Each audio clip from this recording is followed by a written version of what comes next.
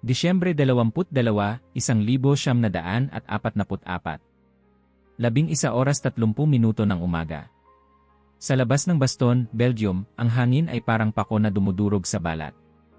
Sa ibabaw ng nyebe, bawat hininga ay nagiging usok na kumikislap bago lamunin ng malamig na hangin. Nakapwesto sa gilid ng isang gibagibang pader si Lieutenant Colonel Harry Kinnaird, hindi gumagalaw, nakatitig sa apat na figurang papalapit mula sa puting ulap. Mga Aleman. May dalang puting bandila. Tahimik sila, halos parang espiritu na sumulpot mula sa nagyelong kawalan. Sir, mukhang hindi sila naglalakad para magpakita ng kabaitan, bulong ng isang sundalo sa tabi niya, sabay higpit sa hawak ng kanyang rifle. Hindi kumurap si Kinnaird. Hindi rin sila mukhang lalakad pabalik. Habang papalapit ang grupo, kitang-kita ang kumpiyansa sa tindig ng pinuno, isang major, tuwid ang likod, at tila kampante na tapos na ang digmaan para sa mga lalaking nasa Baston. Parang alam niyang wala ng pag-asa ang mga Amerikano. At sa totoo lang, kung may sinumang titingin sa mapa at sa malamig na estadong ito, baka sumang-ayon na rin. Puting bandila, sabi ng isa pang ngiri. Baka gusto lang nila ng kape. Ngumiti si Kinnaird pero hindi tumawa. Kung ganon, siguradong hindi sila makakakuha. Nang marating ng mga Aleman ang harapan, ibinigay ng Major ang isang folded na papel kay Captain Robert Harper, isang opisyal mula sa 327 Lead Glider Infantry na lumapit upang salubungin sila. Tahimik ang lahat. Kahit ang hangin ay parang huminto para makinig. This message is for your commanding officer, sabi ng Major na may matigas na accent. We expect an answer. Tiningnan ni Harper ang papel pero hindi niya binuksan. We'll see, malamig niyang sagot. Paglingon niya pabalik, narinig niyang may bulong ang isa sa mga Aleman, hindi niya naintindihan ang lahat, pero sapat para maintindihan ang intensyon, tapos na kayo. Wala pang putok, pero nag-umpisa ng gumulong ang tensyon sa tiyan ng bawat sundalo. Tuwing lumalakad ang mga Aleman pabalik sa nyebe, mas lumalalim ang pakiramdam na may nalalapit na bagyong hindi gawa ng panahon. Pagbalik ni Harper sa command post, sinalubong siya ng amoy ng basa, langis, at usok mula sa maliit na kalan sa sulok. Sa ibaba ng batalyong Belgian Barracks, natagpuan niya si Brigadier General Anthony Mcauliffe, nakasandal sa dingding, may kumot sa balikat, inaantok at mukhang kanina pa hindi natutulog. Bago tayo magsimula, mag-like at mag-subscribe dahil may mga bagay dito na kailangan mong malaman bago ang sinuman, General, sabi ni Harper, sabay abot ng papel. Ultimatum, sir. They're asking for our surrender. Idinilat ni Mcauliffe ang isang mata, parang naistorbo sa isang panaginip na hindi naman niya gusto. They're what? Sir, they're demanding we surrender. Tumigil si Mcauliffe, umupo ng diretsyo, at napailing. Nuts, sabi niya, halos parang reklamo, hindi desisyon. Tumingin si Kinnaird, napangiti. Sir, mukhang iyon na talaga ang sagot. Natawa ang ilang opisyal. Hindi malakas, hindi masaya, kundi pagod na tawa ng mga lalaking nakadikit ang likod sa pader, pero ayaw pa ring umatras. Binuksan nila ang dokumento. Nakalagay doon ang buong yabang ng kumpiyansa ng Aleman, wala kayong pag-asa. Hindi darating ang tulong. Kayo ay napaliligiran ng mas maraming sundalo at mas maraming tangke. Sumuko kayo upang maiwasan ang ganap na paglipol. Tahimik ang lahat matapos basahin. Umikot ang tingin ni Mcauliffe sa kanila. Gentlemen, we're not going to surrender. So what do we tell them? Nagkatinginan ang mga opisyal, naghihintay ng mas mahabang pahayag, pero muling umingit si Mcauliffe at sinabing, well, the first thing I said is pretty good, isn't it? Ngumisi si Kinnaird. Sir, mahirap higitan yon. At doon nabuo ang tugon na magiging alamat. Sinulat ni Mcauliffe sa maliit na papel ang isang salitang halos hindi ka panipaniwala sa gitna ng mga baril, tangke, gutom, at kamatayan, nuts. Habang dinadala ni Harper ang sagot pabalik sa mga Aleman, nakasabit pa rin sa hangin ang kakaibang enerhiya. Parang nagising ang buong gusali. Hindi dahil ligtas sila, kundi dahil may sinabi silang malinaw, hindi kami magpapatalo. Pagharap muli ni Harper sa Major, iniabot niya ang papel. Binasa ito ng Aleman, kumunot ang noo, at tiningnan si Harper. What does this mean? Nuts? Hindi na naipigil ni Harper ang sarili. It means, sabi niya habang lumalapit, you can go to hell. Nanigas ang mukha ng Major. Walang imik. Pero malinaw ang galit sa kanyang mga mata. Pag-alis ng grupo, tumingin sila sa paligid na parang iniimbak ang bawat ugat at puno sa dami ng napipintong galit na isasaboy nila sa bayan. They will regret that answer, bulong ng isa sa kanila sa sariling wika. At sumagot ang hangin na tila nanlalamig sa nalalapit na unos. Sa loob ng command post, sabay-sabay na huminga ng malalim ang mga opisyal. Tapos na ang unang yugto. Simula pa lang ng totoong laban.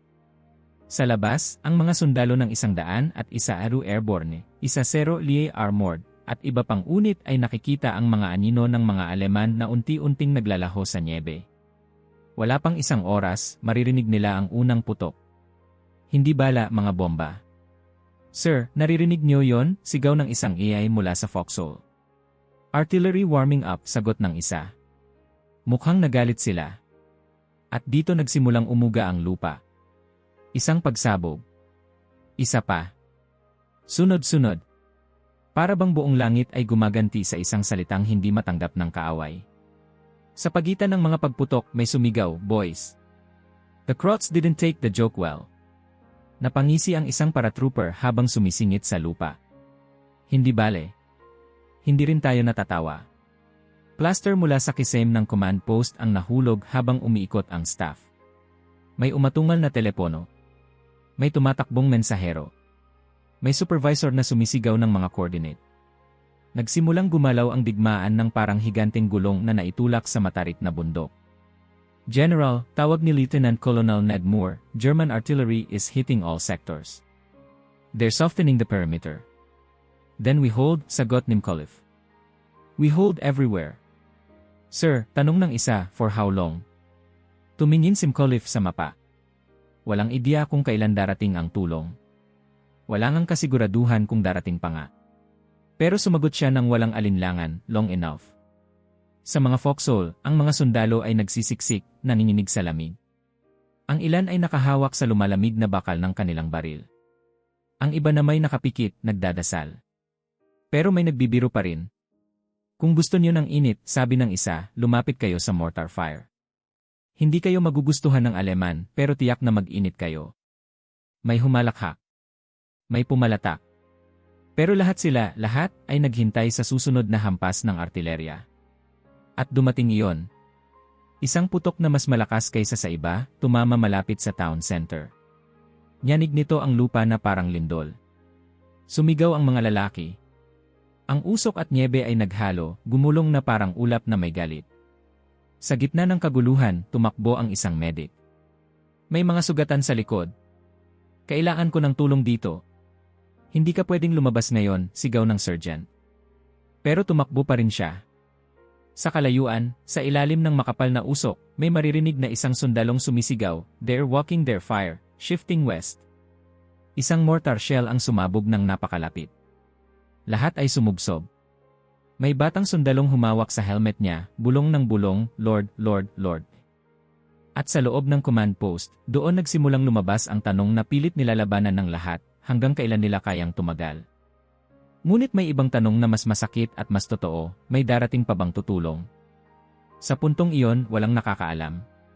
Ang tanging malinaw ay ito, simula pa lamang ng impyerno. At sa gitna ng putok, hangin, at sigaw, ang munting papel na may nakasulat na "Nuts" ay nakapatong pa rin sa mesa ni Mcauliffe, parang paalala na kahit ang mundo ay gumuho, may mga tao pa ring tatangging sumuko. At parang walang pagitan mula sa huling hampas ng artilerya, bumalik tayo sa sandaling binuksan ni Mcauliffe ang papel na dala ng mga Aleman. Ang loob ng command post ay nanginig pa rin mula sa mga pagsabog, pero nakaupo siya roon, nakabalot sa kumot, nakasandal sa malamig na bato, at inaantok pa rin na parang ginising ng wala sa oras.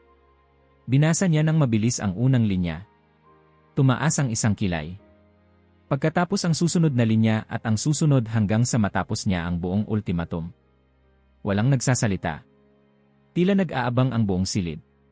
Sumuko tayo, bulong niya, halos parang biro, hindi malinaw kung siya ba ay naiinis o natatawa. Nuts. At bago pa maunawaan ng iba kung biro ba iyon o utos, nagsalita si Harry Kinnaird mula sa likod, nakahalukip-kip, naningiti kahit namumutla. Sir, yun na. Iyon ang dapat nating sabihin. Nag-ikot ng tingin si Mcauliffe. Ano, nuts? Iyon lang. Umismid si Kinnaird. Sir, honestly, it's better than anything fancy. Diretso. Malinaw. At very you. May sabay-sabay na pagtawa, pagod pero totoo. Si Vete, call. Ned Moore, na karaniwang seryoso, ay sumandal sa mesa. General, wala nang mas malinaw. If they want us to surrender, that's the answer. Tumango Simcollif, hindi pa rin makapaniwala na yon na nga. Alright. Write it down. Pero ginalaw ng hangin ang kurtina sa pasukan, at ilang butil ng nyebe ang pumasok. Malamig na malamig. At doon nila naramdaman, kahit magaan ang sagot, mabigat ang hinihintay nilang kapalit. Habang nagsusulat si Moore ng maliit na papel, naglalakad si Harper sa harapan, hinihintay itong maabot. Sigurado ba kayo rito, sir? They're not going to like it, eh? Good, sagot ni Simcollif. Hindi ko rin gusto ang paghiling nilang sumuko tayo. Inabot ni Moore ang papel kay Harper. Iisang salita lamang ang nakasulat. Nuts! Sinara ni Harper ang jacket niya, huminga ng malalim at tumango. Alright then, boys, let's go upset some Germans. Habang umaakyat siya pabalik sa nyebe, naririnig niya ang mga putok sa malayo, parang nagiging metronome ng takot. May dalawang paratrooper ang sumaludo habang dumadaan siya. Sir, ano ang sinabi natin? Tanong ng isa. Ngumiti si Harper. Something they won't forget. Paglapit niya sa boundary line, naroon pa rin ang apat na Aleman, nakapamiwang ang Major, malamig ang tingin, hindi bagyo ng panahon ang dahilan, kundi bagyo ng yabang. Tumingin sila kay Harper na parang siguradong, anumang sagot, magtatapos iyon sa pagsuko. Inabot ni Harper ang papel. Here's the reply from the United States Army. Binuksan ng Major. Tumitig. Kumunot ang noo. Nuts, basa niya ng malakas, sabay tingin kay Harper. Was it nuts? Napahagalpak ang isang ihi sa likod ng puno, pinipigilan ang sarili. Harper, diretso ang tingin, unti-unting lumapit, halos ilong sa ilong ng Major. It means go to hell. Tumigas ang panga ng Aleman, halatang hindi sanay makatanggap ng sagot na lampas sa protocol. Bumaling siya sa isa pang opisyal at may binulong na hindi gaanong maganda ang tono. You will regret this, sabi niya kay Harper. Ngumiti si Harper. Not today. Pag-ikot ng mga Aleman pabalik, mabilis ang lakad nila, parang apoy na gustong sumabog. Ang nyebe ay tumilapon mula sa kanilang hakbang, at kahit papalayo na sila, dama pa rin ang kibot ng kanilang galit. Pagbalik ni Harper sa command post, bukas pa rin ang pintuan, at naroon si Kinnard, naghihintay. How'd they take it? Horribly, sagot ni Harper, parang proud. Well, good, tugon ni Kinnard. Sa loob, nagbago ang enerhiya. Hindi nag-relax ang mga lalaki, pero parang tumayo sila ng mas diretsyo. May kung anong naibalik, hindi pagkain, hindi bala, hindi gamot. Moral. Sa gitna ng gutom, nagyelong hangin at pagsabog, may kakaibang tapang na sumindi. Pero kahit lumakas ang loob, hindi nila maikakaila ang pagod na bumabalot sa general. Ang kanyang mukha ay nangingitim sa airbags, ang ulo'y mabigat, at ang balikat ay tila sinasalo ang bigat ng buong Europa. At doon nakikita ang totoo, Simcollif ay tao rin, pagod, nanghihina, at alam niyang bawat desisyon ay maaaring pumatay ng libo-libong kaluluwa. I hope that was the right call, bulong niya, mahina, halos hindi marinig. Narinig iyon ni Kinnard. Sir, there's no right or wrong call in a siege. Only a brave one. And you just made it, eh? Huminga ng malalim Simcollif, sinubukang matawa. Hell, if they didn't understand the word, Harper explained it well enough. Nagkatawanan ang silid pero hindi nagtagal. Mula sa labas, isang malakas na pagsabog ang yumanig sa lupa. Hindi iyon katulad ng mga naunang putok. Malapit. Direktang babala. Sumigaw ang isang runner mula sa pasukan, German artillery shifting fire. They're hitting the south line. At dito natapos ang anumang sandaling magaan. Nagsimulang kumilos ang staff. May naglatag ng bagong mapa. May tumawag sa radios. May sundalong pumapasok, duguan ang noo, nilapitan ng medic. Sa gitna ng ingay may sigaw. They're angry. They're hitting hard. Sa perimeter, ang mga foxhole ay nagbinitnit sa putok. Si Private Larkin ay sumigaw habang natatabunan siya ng lupa mula sa pagsabog. Damn! Akala ko ba mas may sense of humor ang mga crowd? Not today, sigaw ng kasama niya habang pinapaputok ang rifle sa direksyon ng tunog. Sa kabilang sektor, isang mortar shell ang tumama sa tabi ng half-track. Sumabog ang apoy at nyebe, nilamon ang isang squad. May humiyaw ng tulong, may tumakbo kahit pinagbubuwalan ng apoy. Ang medics ay gumagapang, hindi tumatakbo, gumagapang, para hikayatin ang sarili na huwag tumayo at mahagip ng sniper. Get him out! Get him out, sigaw ng isa. Wala na siyang paa, sagot ng isa pa. Sa command post, may officer na sumigaw, General. They're probing every weak point. Saglit na tumayo si Mcauliffe, tiningnan ang mapa, tiningnan ang lahat ng nasa paligid. Tell them all hold. No matter what. Kung may nagdududa, walang nagpakita. Isa-isa silang lumabas, dala ang utos na parang apoy na dapat kumalat bago maubos ang hangin. Sa gitna ng kaguluhan, may batang sundalo, si Private Finch, nakaupo sa foxhole, nanginginig. Sumilip siya kay Corporal Davis. Corporal, do you think Patton is coming? Hindi agad sumagot si Davis. Tumitig muna sa paputok na langit, sa nyebeng may halong abo, at sa takot na gumagapang sa puso. Pagkatapos ay ngumiti ng pilit. He's coming, sabi niya. Kung hindi, hindi tayo tatawang ganon kanina. At iyon ang totoo. Sa kabila ng takot, gutom, at lamig, tinatawanan nila ang kaaway. Dahil kailangan nilang maniwala na may paparating. Dahil kung hindi, wala silang dahilan para kumapit pa. Sa loob, bumagsak ang isang bombang nagpayanig ng buong gusali. Nahulog ang ilaw, gumuwang ang mesa, at may narinig na kahit hindi sabihin, ay alam ng lahat, they're punishing us for that nuts. Pero walang umatras. Walang kumalas. Kahit sa gitna ng impyernong nagyelo, ang isang salita ay naging sandata nila. At habang kumakalat ang apoy, ang loob ng baston ay nagiging kulungan at sabay sandata, at ang mundo sa labas ay nagdidilim sa usok. Alam ng bawat sundalo, ang tunay na kapalit ng sagot ni Mcauliffe ay darating pa lang. At hindi ito usapan. Baril ito. Bomba. Tanke. Ngunit sa ngayon, sa pagitan ng dalawang pagsabog, may isang tanong na nakabitin sa ere, malinaw, malakas, at nakakatakot. Paano sila mabubuhay matapos hamunin ang libo-libong Aleman na galit na galit? At ang sagot? Darating iyon sa sunod na hampas ng bagyo. Walang babala. Isang iglap lang, isang kisap mata, at biglang bumukas ang langit na parang nilaslas mula sa itaas. Ang unang bomba ay bumagsak na may sigaw na mas matalim pa sa hangin, at nang tumama ito sa lupa, parang sumabog ang mundo sa ilalim ng mga paa ng mga sundalong nakahiga sa foxholes. Umangat ang nyebe, naghalo sa putik at apoy, at naitulak ang mga lalaki pabalik sa lupa nang may lakas na halos magdurog ng buto. Get down! Eat down, sigaw ni Sergeant Miles, halos hindi na marinig dahil sa dagundong sa paligid. Sa tabi niya, si Private Larkin ay tumilapon paharap, tinamaan ng alikabok at yelo, na pamura habang sinusubukan huwag pasukin ng panik. Sumunod ang pangalawang bomba. At ang pangatlo. Hindi ito tulad ng artilerya na sanay na sila. Iba ang tunog ng mga bomba mula sa himpapawid. Mas malalim, mas galit, mas parang boses na nagsasabing wala ng lugar para takbuhan. Ang lupa ay nanginginig tulad ng halimaw na nagigising. Ang hangin ay kumikislap sa init ng pagsabog. Ang mga puso nila ay sumabay sa ritmo ng kamatayan na bumabagsak mula sa itaas. Sa kanluran, may sumigaw, Luftwaffe. They're bombing the whole town. At doon nagsimulang bumigat ang dibdib ng lahat. Kung nakakabalik na sa ere ang mga eroplano ng Aleman, ibig sabihin malinaw na ang kalangitan. At kung malinaw ang kalangitan, hindi lang sila ang makikita. Pero ang utak ng sinumang nasa lupa ay hindi agad pumupunta sa pag-asa. Ang iniisip nila ngayon, buhay ba sila pag tumigil ang putok?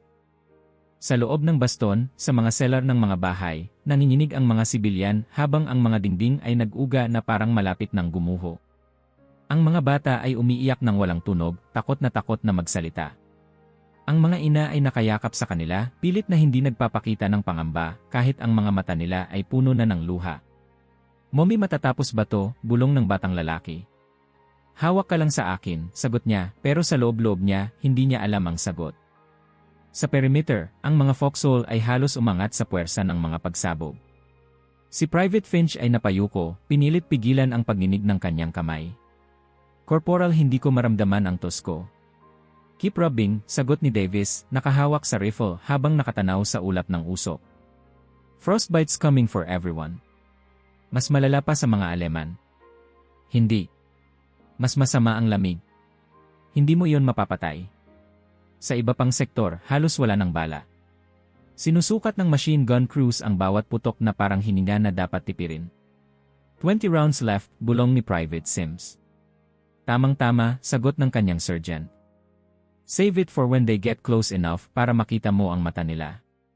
Nagkakatawanan ng konti ang grupo, hindi dahil nakakatawa, kundi dahil minsan mas madali ang tumawa kaysa tanggapin ang katotohanang baka iyon na ang huling araw nila. Samantala, sa istasyon ng tulong, iba ang tunog ng takot. Mahina. Humihikbi.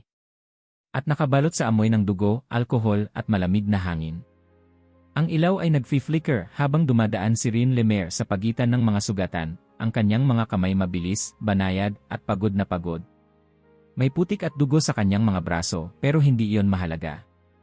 May mga lalaking hihina lang kung hahawakan niya sila. May mga lalaking tanging boses lang niya ang nagpapagaan ng takot nila. Rin, tawag ni Corporal Harris, nakayuko habang inaasikaso ang isang sundalo. We're almost out of morphine. Then use it only for the worst ones. Give the rest snow to melt for water. Snow won't fix the pain. Neither will complaining, sagot niya at bahagya siyang ngumiti. Pero kahit siya, ramdam ang bigat ng gabi. Masyadong malakas ang mga pagsabog. Masyadong malapit. Ang bubong ay may bitak na. Ang kisam ay umuuga.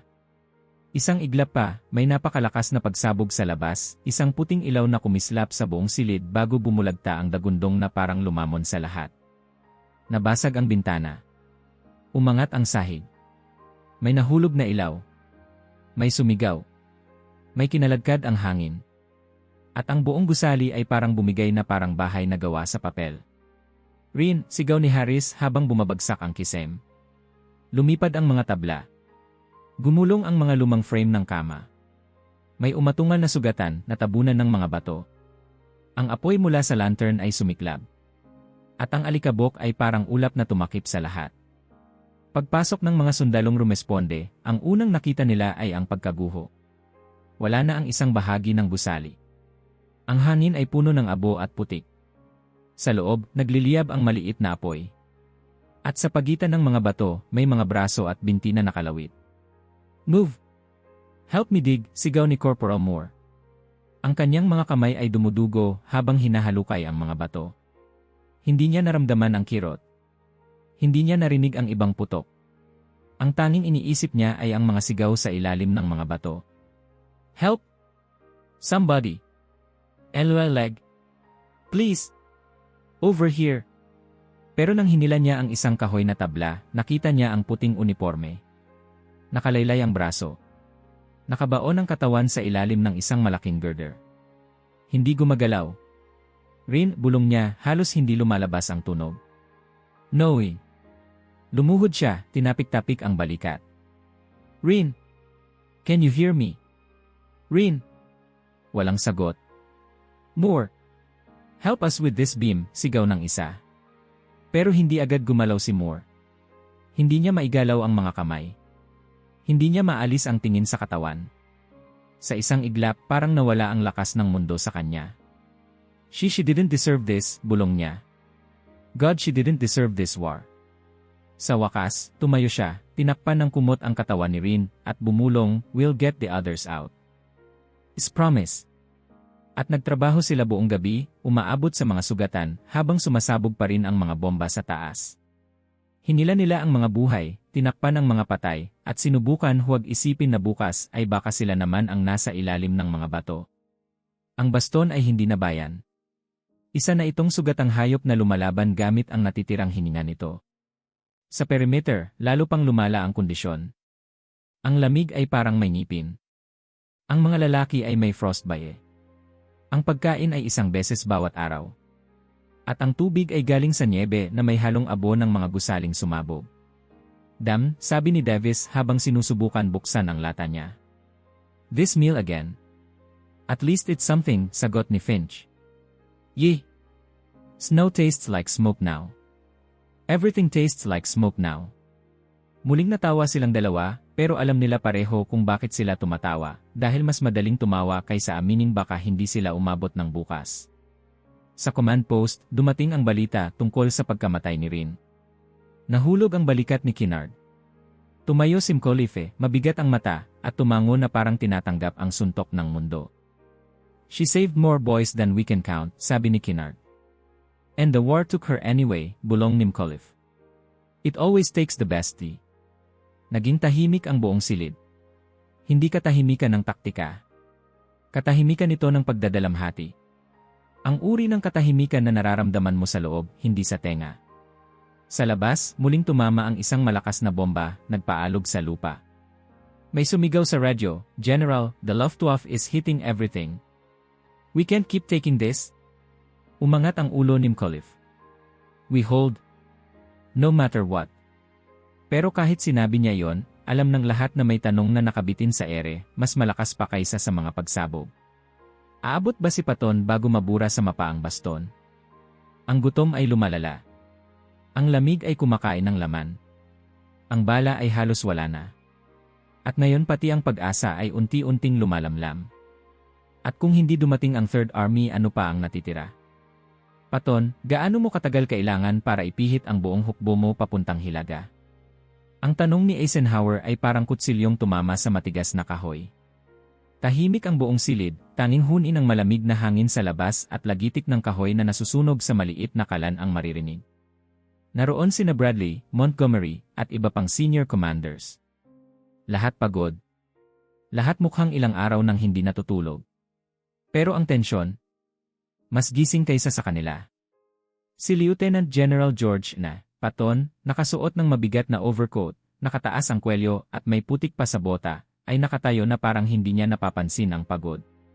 Parang may sarili siyang generator ng enerhiya. At nang dumampi ang tanong sa kanya, hindi man lang siya kumurap. 28 oras, sabi niya sa loob-loob niya. Pero hindi iyon ang sinabi niya. Ang totoong sagot niya ay walang drama, walang hinga, walang pag-aalinlangan. 48 hours. Napalakas ang bagsak ng katahimikan. At pagkatapos, halos sabay-sabay, ang mga general sa silid ay napatawa. Akala nila biro. Sa gitna ng taglamig, yelo, putik, at kalsadang parang salamin, ang magpihit ng isang buong hukbo ng Third Army, isang hukbong may 250,000 men, ay imposible. Hindi mahirap. Hindi matagal. Impossible. Be serious, George, sabi ni Eisenhower, hindi tumatawa. Hindi ito oras para sa showmanship. Pero hindi gumiti si Patton. Hindi nagbiro. Hindi nagtaas ng kilay. Tumayo lang siya ng diretsyo, parang sundalong papasok sa inspeksyon.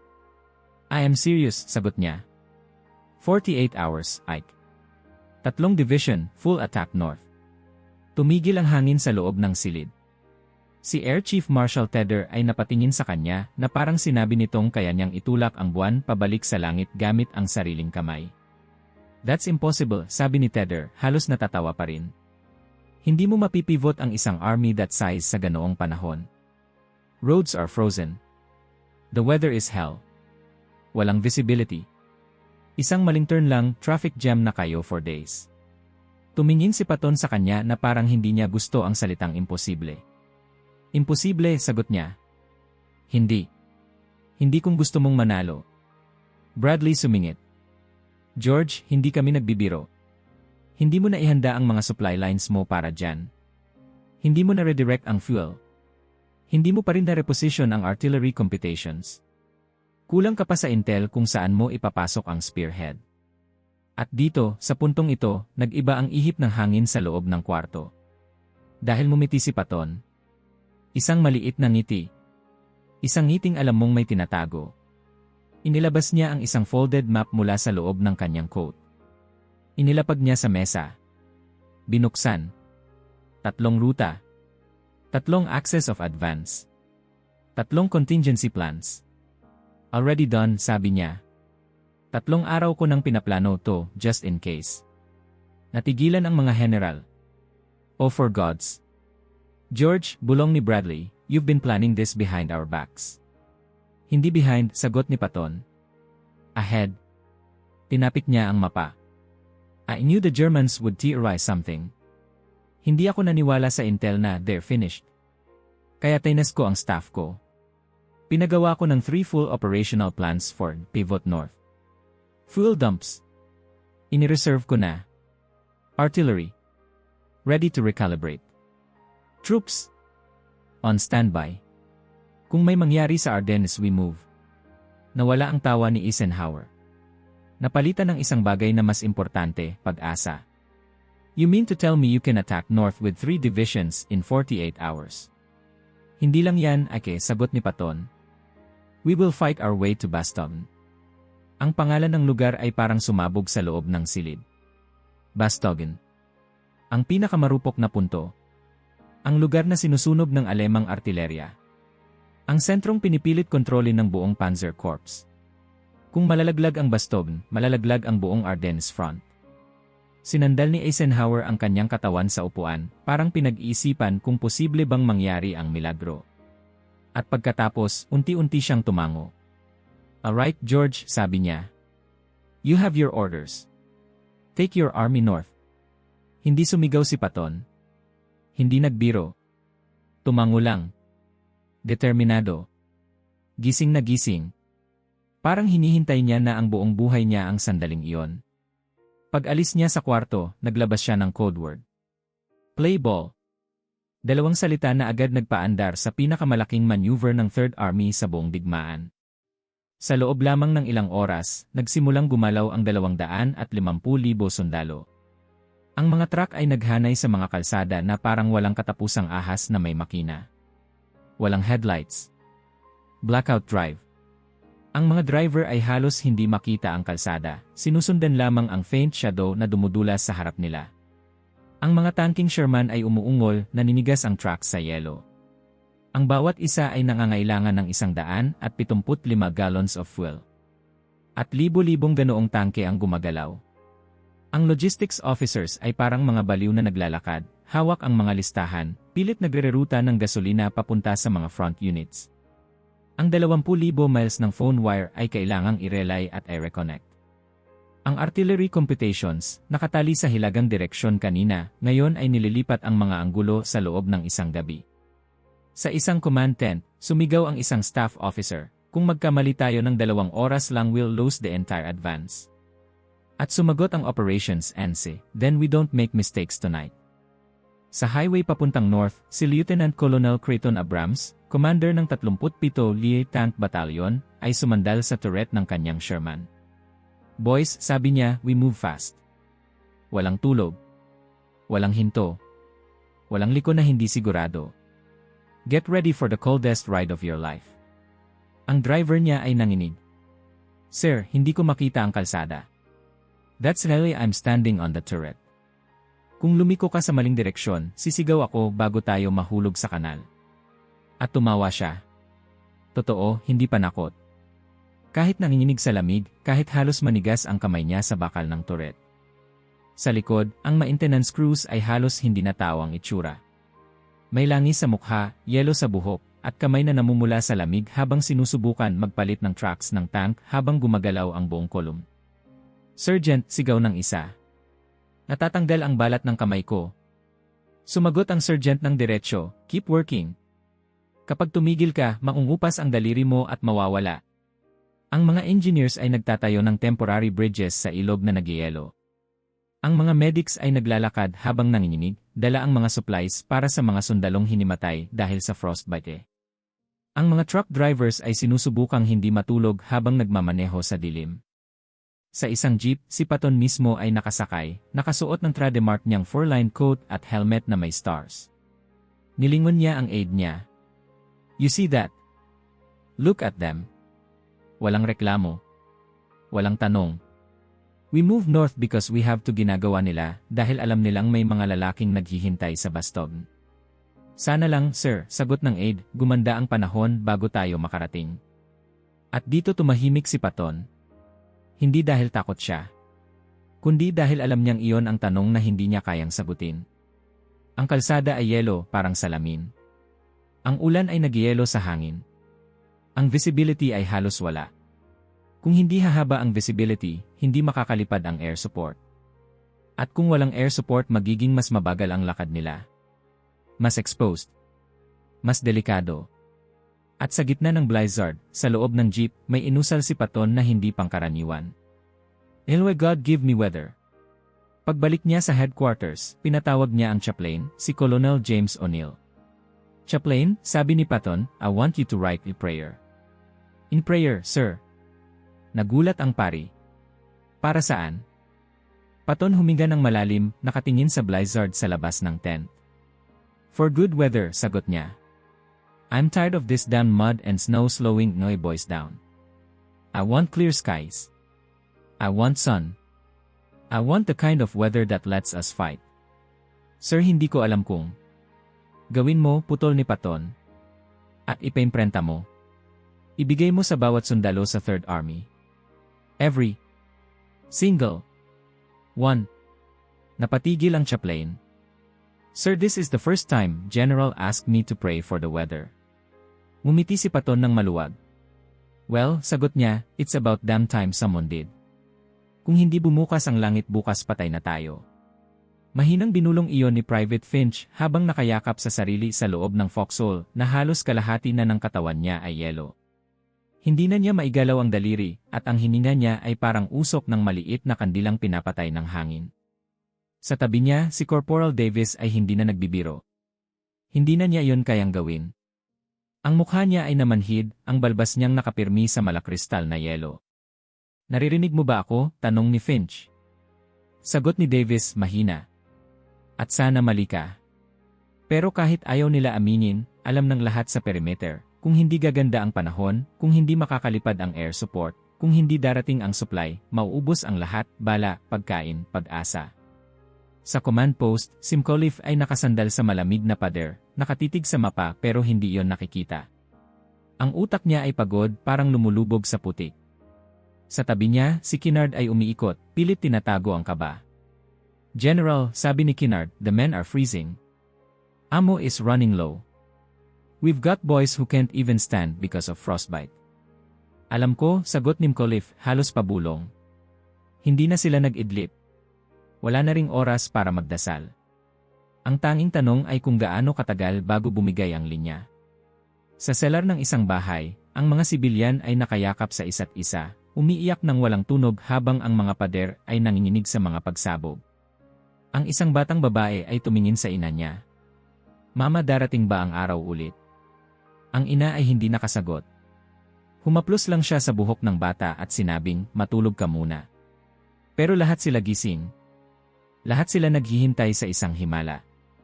At sa labas, ang hangin ay umuungol, malamig, makapal, puno ng nyebe at usok, parang sinasabi nitong walang liwanag na babasag sa dilim. Hanggang dumating ang umaga. Hindi agad nila napansin. Sa una, tahimik lang. Walang kakaiba. Walang bomba. Walang pagputok. Malamig pa rin. Maputla pa rin ang liwanag. Pero pagkatapos, may narinig na bulong mula sa isang foxhole sa hilaga. "Hey, tingnan mo to." At isa pa. "Oh God, guys. Look." Sa unang pagkakataon sa isang linggo, gumalaw ang ulap. Dahan-dahan. Parang napagod na rin tulad ng mga sundalo sa lupa. At sa pagitan ng makapal na hamog, lumitaw ang manipis na guhit ng araw, una ay kulay abo, pagkatapos ay pilak, at unti-unting nagiging ginto. Napatayo si Davis, parang hindi makapaniwala. "Finch, tingnan mo, may araw." Si Finch ay napaawang ang bibig. "Hindi ako nananaginip." Hindi siya sinagot ni Davis.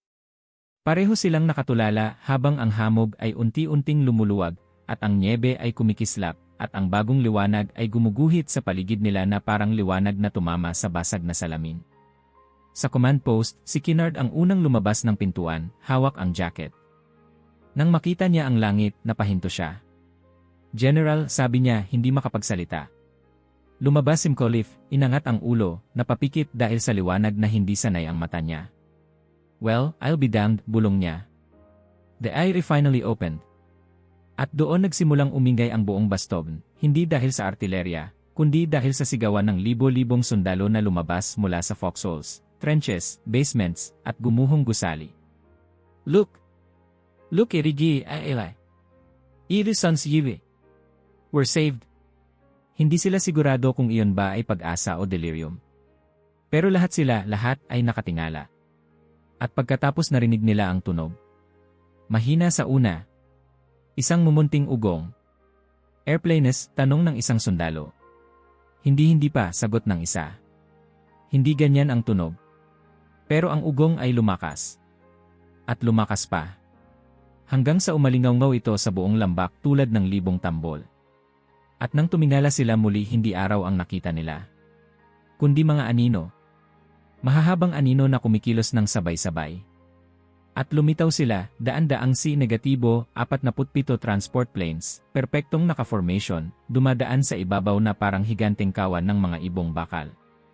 Oh and my God, bulong ni Finch, habang nanginginig hindi dahil sa lamig, kundi sa emosyon. They came. They came, sigaw ng isang sundalo malapit sa crossroad. Light force us here. Sa loob lamang ng segundo, ang mga lalaki na ilang araw nang halos hindi tumatawa ay biglang napasigaw. Naglalundagan. Kumakaway sa langit.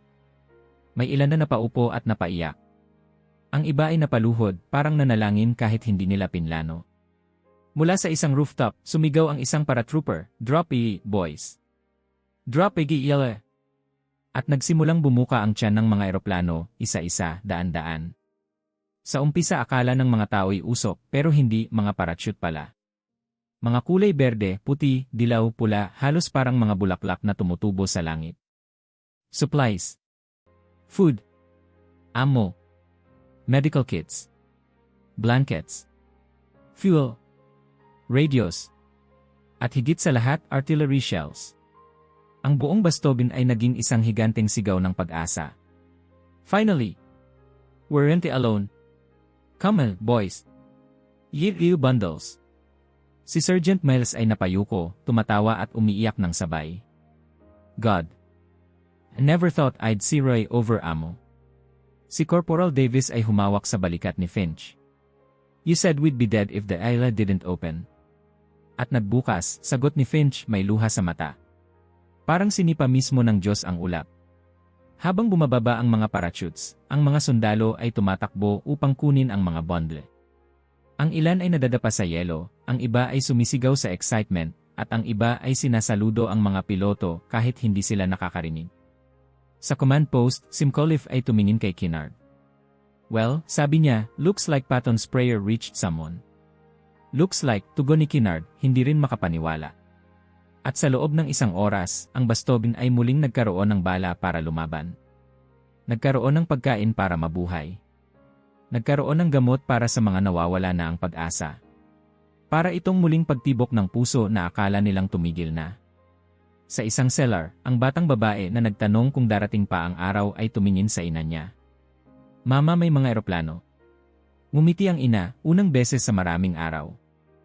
Anak, hindi pa tayo tapos. Habang nagbabago ang kalangitan, may ilang sundalong nagbibiro. Patton must threaten God. Nope. He probably ordered him. Kung sa bagay kung may general na kaya magpatakbo ng panahon, siya na yon. Pero kahit tumatawa sila, alam nila ang totoo, ang tulong mula sa himpapawid ay hindi sapat para pigilan ang mga tangke. At doon nagsimulang bumalik ang tensyon.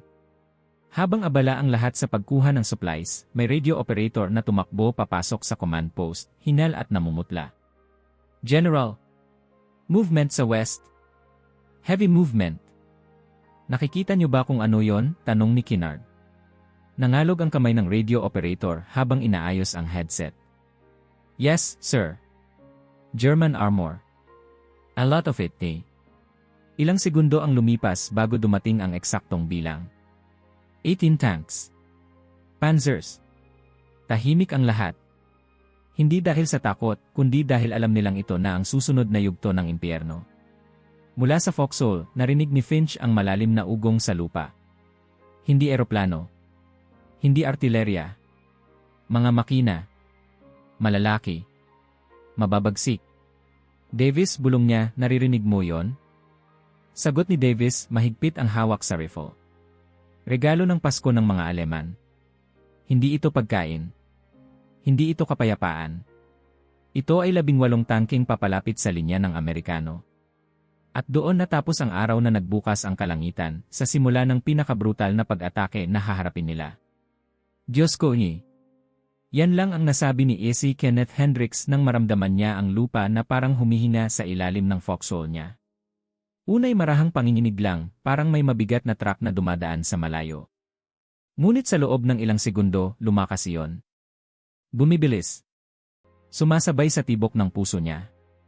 Hanggang sa hindi na ingay ang naririnig niya, kundi dagundong. "They're coming," bulong niya, halos walang boses. Sa kanan niya, si Morgan, nanginginig habang inaayos ang bazooka, ay nagtanong, "Sigurado ka ba? Baka artil." Hindi pa siya tapos magsalita nang may sumirit na tunog sa hangin. Sumiklab ang lupa ilang metro lang mula sa kanila. Hindi iyon artilerya. Iyon ang marka ng isang tank maingon na naghahanap ng butas sa linya. Napalunok si Hendricks. "Nope. Tanks yan. Malalaki." Nagsimulang sumigaw ang mga spotter mula sa tree line. "Panzers! Panzers L West! Mark A. Ilan Rian? 18. Pa-advance sila." Bago pa man makapwesto ang karamihan sa mga sundalo, lumabas mula sa puting ulap ang bangungot, isang linya ng mga Mark I Pander na lumulutang sa niebe tulad ng mga halimaw na bakal. Hindi sila mabilis pero hindi nila kailangan maging mabilis.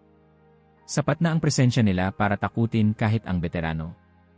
Ang unang Pander ay umusad diretsyo sa kalsada. Ang turret nito dahan-dahang umiikot, parang may inaamoy na biktima. Sa likod nito, ang infantry na nakakamouflage ng puting balabal ay lumalakad, halos hindi makita sa niebe. "Morgan, brace," sabi ni Hendricks, huminga ng malalim at hinila ang sarili papalapit sa lupa. Tumulog ang utos mula sa rear line. "Bazooka teams, ready. Wait, them my close. Ilay magpaputok, ilay harap. Talo kayo."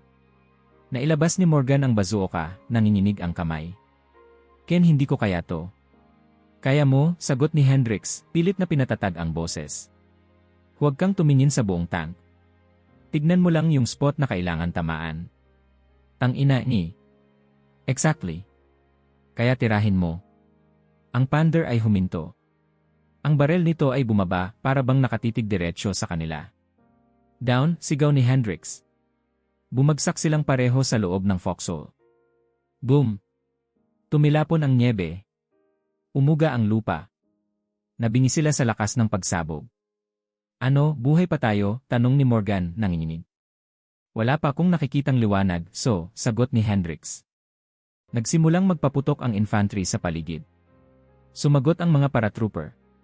Ang mga tracers ay dumaan sa pagitan ng mga puno, kulay pula, parang mga kumikislap na demonyo sa dilim. Fire!" sigaw ng kanilang squad leader. Tumayo si Morgan, pumuesto, at pinaputok ang bazooka. Humph! Tumama ang projectile sa harap ng armor. Tumalsik lang ang bala. Parang tinapik mo ang pader ng simbahan. "Shit!" sigaw ni Morgan. "Ricochet!" "Reload!" utos ni Hendricks. Ngunit habang nagre-reload sila, ang Pander ay lumiko ng bahagya. Ang turret ay tumutok sa iba pang foxhole. Boom! Napasigaw ang isang grupo ng paratroopers. Si Hendricks ay sumilip at nakita ang 3 sundalo na nalipad mula sa posisyon nila. "Morgan, we have to move," sigaw niya. Ngunit bago pa sila makaalis, narinig nila ang pinakaayaw nilang tunog, ang isa pang makina ng tank sa kanan. "Dalawa sila," sabi ni Morgan. "Hindi lang dalawa," sagot ni Hendricks habang sumisilip ulit. 3, 4, 5. Isang buong hanay ng Mark I Panzers ang sumusulong, parang walang pakialam sa small arms fire. "Ken," bulong ni Morgan, "wala tayong laban dito." Pero bago pa man sila sumuko sa loob ng isip, may dumaan na isang kakaibang tunog, mas mabilis, mas matinis. Hindi dagundong ng tank. Hindi rin artilerya. Isang sharp whistling sound. "Atin yun?" tanong ni Hendricks. At doon, mula sa likod ng mga gumuhong bahay, lumabas ang tunay na sagot ng Amerika. Hellcats. Ang L-18 Hellcat tank destroyer, magaan, mabilis, at may 76 N gun na kayang sumira sa Pander kung tama ang anggulo. 3 sila. Tahimik. Parang mga multo na matagal nang naghihintay. "Thank ye," sigaw ng isang sundalo sa kaliwa. "Cavalry's here." "Hellcats, take the shot," radio voice. At tumama ang unang putok. Boom! Hindi tumalbog. Hindi ko maluskos. Bumutas. Tama sa gilid ng pander. Ang malaking tank ay parang napaupo, umusok ang loob, at ilang segundo lang sumabog. Ang apoy ay sumirit pataas na parang bulalakaw na tumama sa lupa. Laya, sigaw ni Hendrix.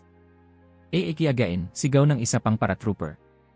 Ang pangalawang Hellcat ay bumaril. Diretsong tumama sa likod ng turret ng isa pang pander. Boom! 2 tangke ang bumagsak sa loob ng 10 segundo. Ang infantry ng Aleman ay nagsimulang mag-scatter, nalilito, takot, hindi inaasahan ang trap. Ayan! Fire again, sigaw ni Morgan. Sumilip si Hendrix at nagputok gamit ang rifle niya, tumulong sa pagharang sa German infantry. Ang mga Hellcats ay patuloy na naglalabas ng putok, isa-isa, maingat, parang sniper na ang baril ay kanyon. Ang ikatlong Hellcat ay nagmanyobra papalapit sa mga gusali, nakatago. Nang dumaan ang isa pang pander sa harap nito, umikot ang turret. Take you shot. At ginawa niya.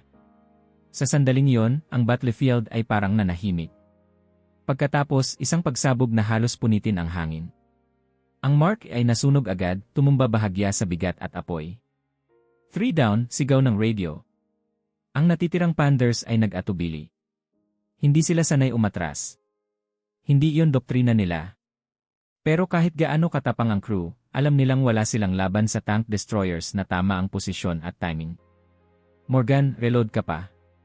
Last one, sigaw ni Morgan. Hinawakan ni Hendrix ang balikat niya. Tirahin natin yan pag pumalpak ang Hellcats. Pumalpak, nagulat si Morgan.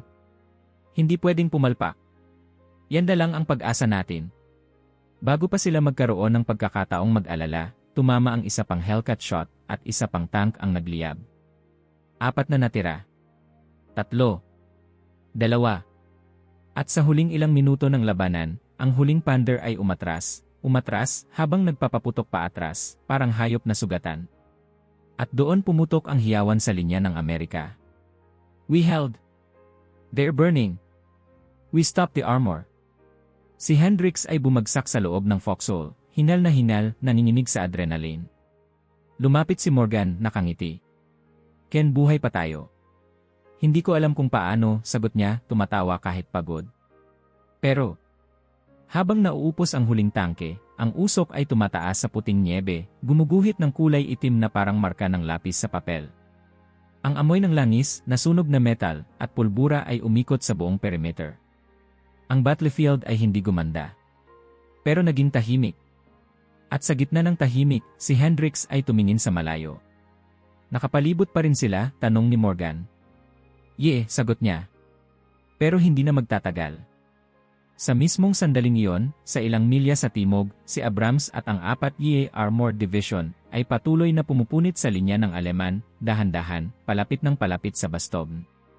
At habang pinagmamasdan ni Hendrix ang usok mula sa mga nasusunog na tangking Aleman, sinabi niya ang mga salitang hindi niya akalaing masasabi pa ulit. We might just make it. Sumabog ang niebe sa magkabilang gilid ng kalsada habang umarangkada ang Cobra King, ang Sherman tank na pinamumunuan ni Lieutenant Charles Bodges. Ang makina nito ay umuungal, mainit sa ilalim ng bakal kahit ang hangin ay halos manigas.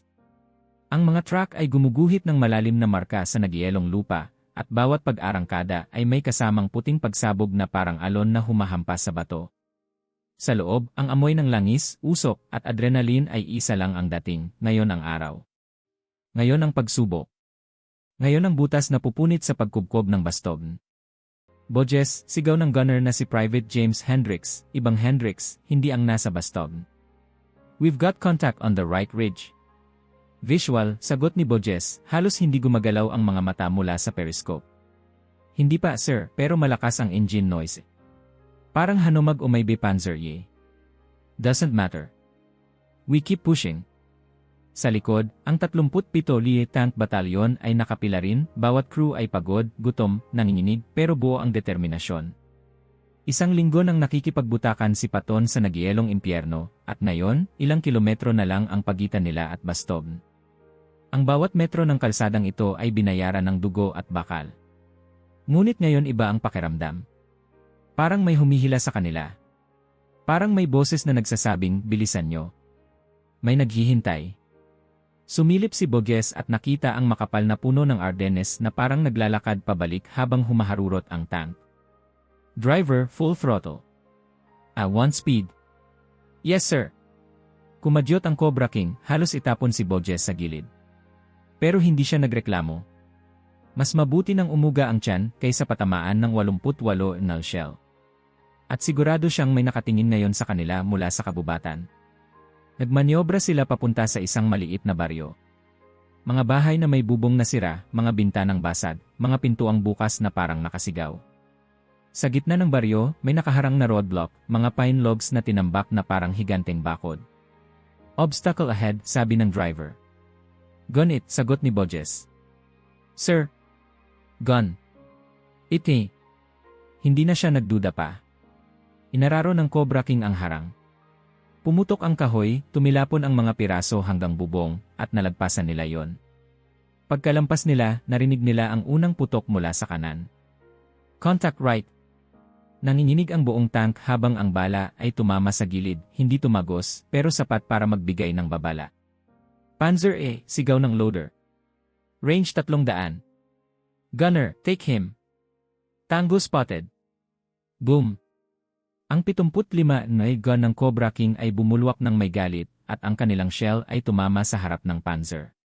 Bumaon ito, at ang sumunod na pagsabog ay nagliyab ng apoy na parang lumalabas sa loob ng pusa. Ang turret ng Aleman ay umikot ng walang kontrol, at bumagsak ang mga sundalo mula sa likod nito, nagtatakbuhan. One down, sigaw ni Hendricks, humahalakhak kahit nanginginig. Hindi sila tumigil. Hindi pwedeng tumigil. Sa harap, may isa pang kalsadang balot ng nyebe na may isang nakataob na truck. Halatang nasabugan. Sa tabi nito, may 2 sundalong Aleman na nakakamouflage na puti.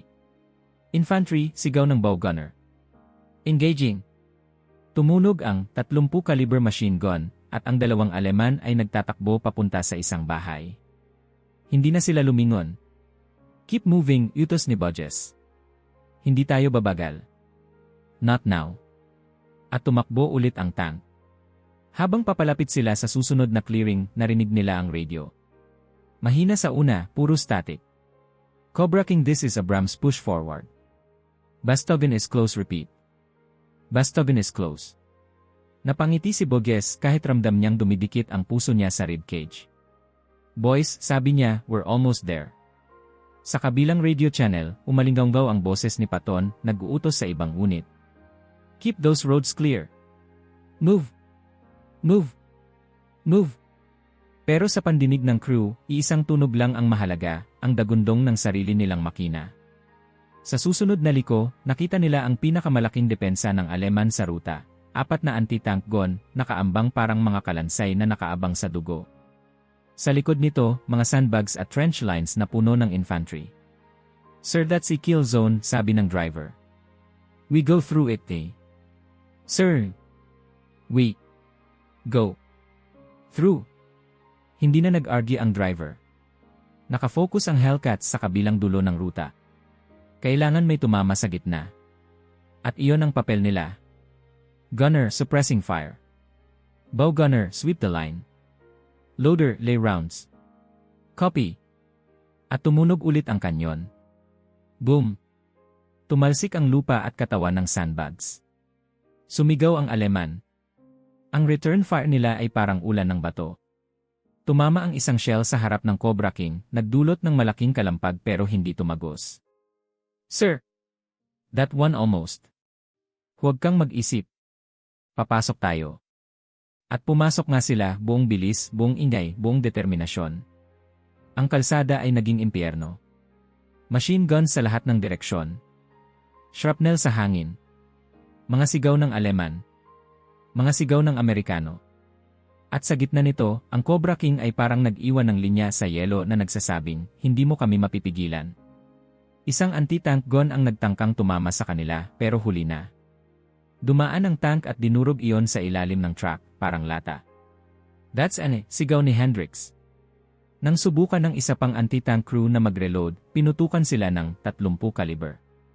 Tumilapon ang mga baril nila. Tumakbo sila pabalik. At pagkatapos ng 5 minuto na parang 5 oras, lumampas sila sa kill zone. Huminga si Boges ng malalim. Status: Tracks holding. Gun intact. Crew alive. Good, sabi niya. Next step. Pero bago pa sila makapag-relax, nakita nila ang huling hadlang, isang makitid na daan papunta sa isang maliit na burol. Doon nagkukumpol ang mga Aleman, desperadong pigilan ang pag-abante ng Amerikano. May 2 armored car at ilang machine gun nest. Hindi na nagpatumpik-tumpik si Boges. Take the road. Boom. Boom.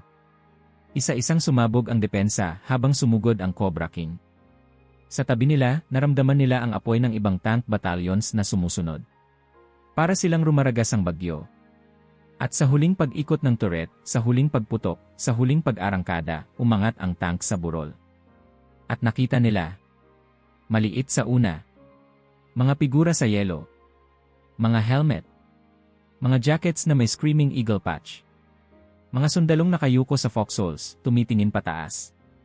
Mga sundalong namutla pero nakangiti. Mga sundalong hindi makapaniwala. Sir, bulong ng gunner. Americans yan. 101 yan. Napatayo si Boges at sumilip sa periscope. Holy, we made it, eh. Ang unang paratrooper na lumapit ay namimilog ang mata, parang may multong nakita.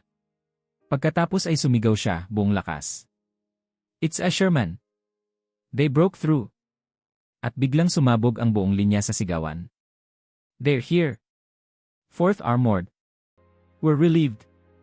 Ang mga sundalo ng Bastogn ay nagsilabasan mula sa foxholes, mga kamay nakataas, may ilan umiiyak, may iba tumatawa ng parang sira.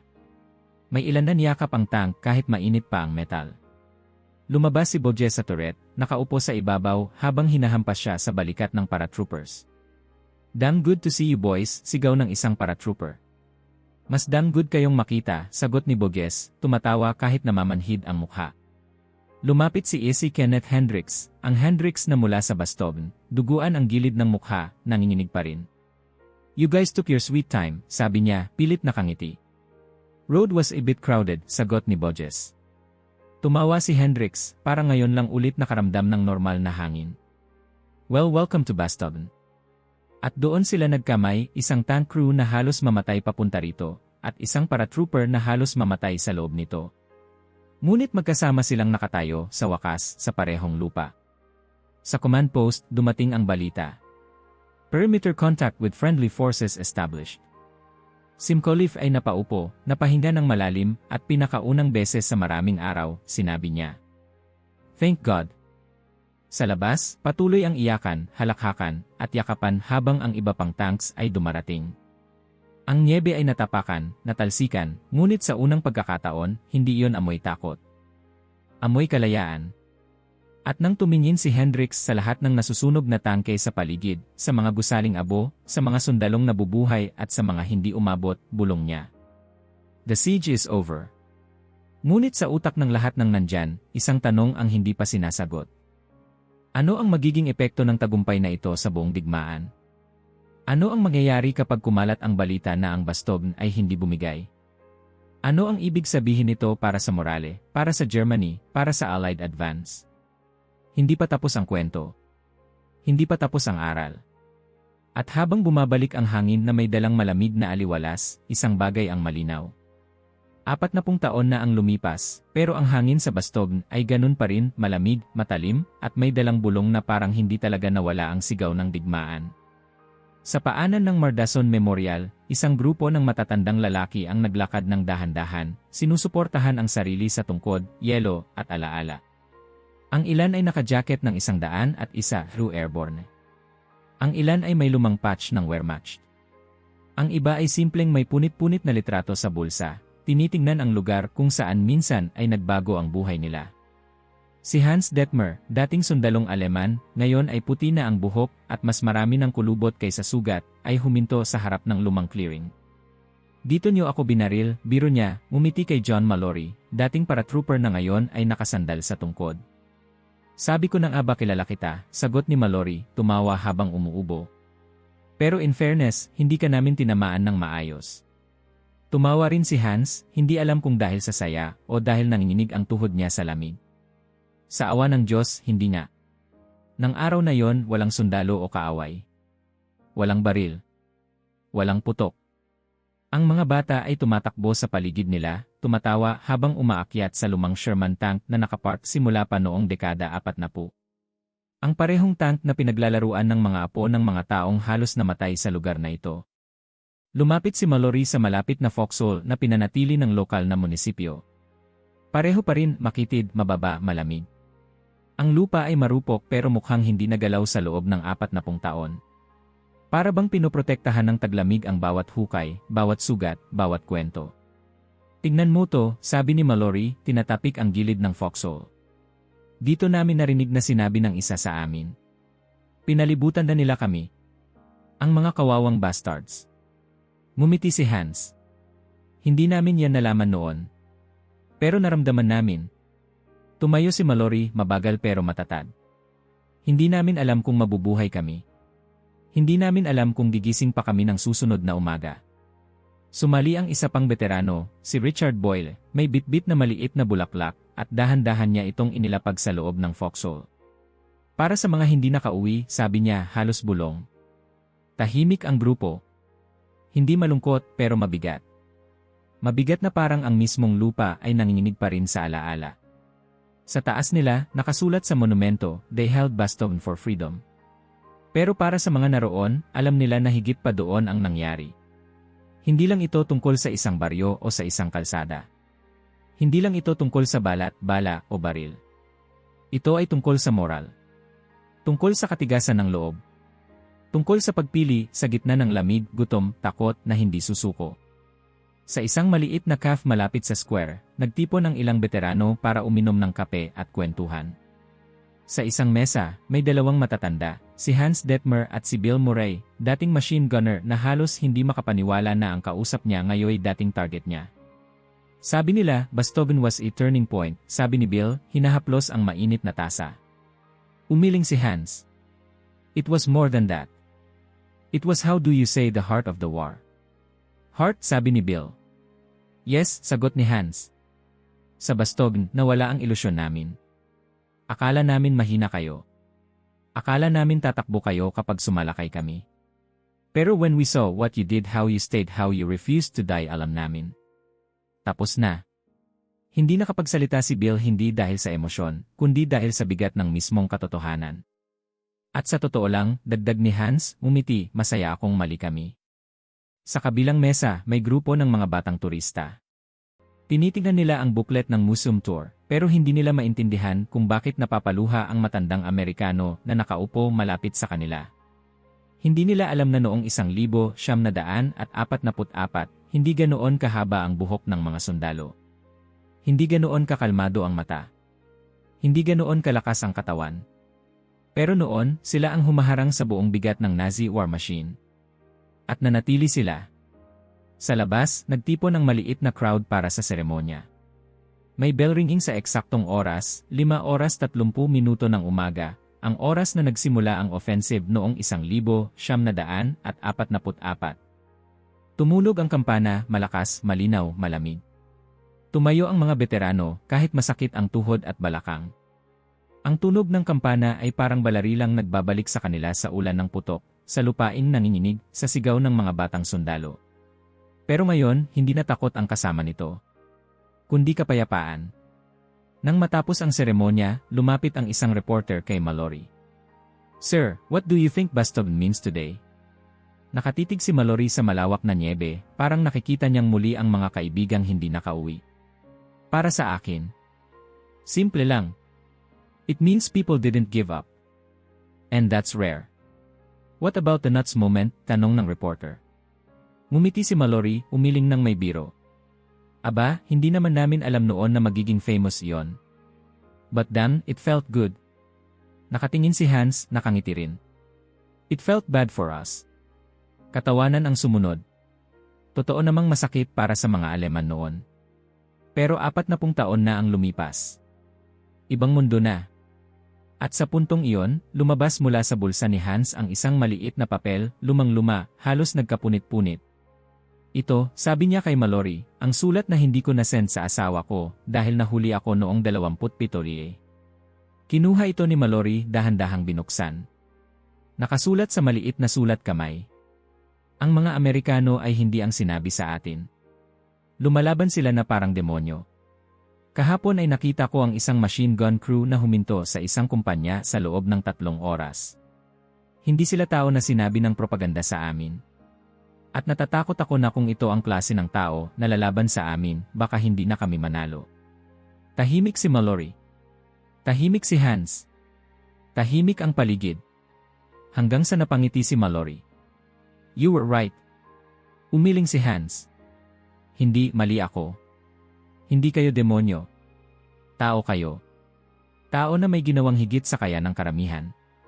Sa puntong iyon, parang bumigat ang hangin. Hindi dahil sa lamig, kundi dahil sa katotohanang nasa pagitan nila, hindi kailanman nagtatagal ang puot. Pero ang respeto, walang expiration date. Inikot ng camera crew ang lugar, kinukunan ang mga matatandang lalaki na nagiging simbolo, hindi ng giyera, kundi ng katapangan. Sa mga interview, paulit-ulit ang tanong, bakit kayo bumalik dito? At iba-iba ang sagot, para alalahanin, para kilalanin, para magpasalamat.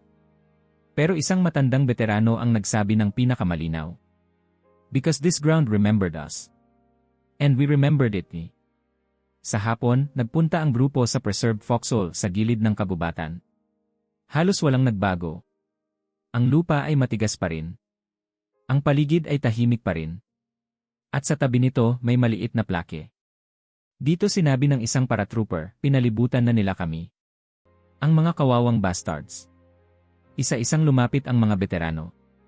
Hindi sila nagsalita. Hindi nila kailangan. Ang katahimikan ay sapat. Ang hamog sa hangin ay parang 40 taon ng hindi nasabing kwento. Si Hans ay yumuko, hinaplos ang gilid ng hukay.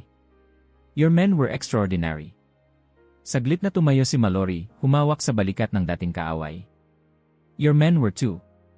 Tumango si Hans, bagamat may luha sa mata. Maybe. But you had something else.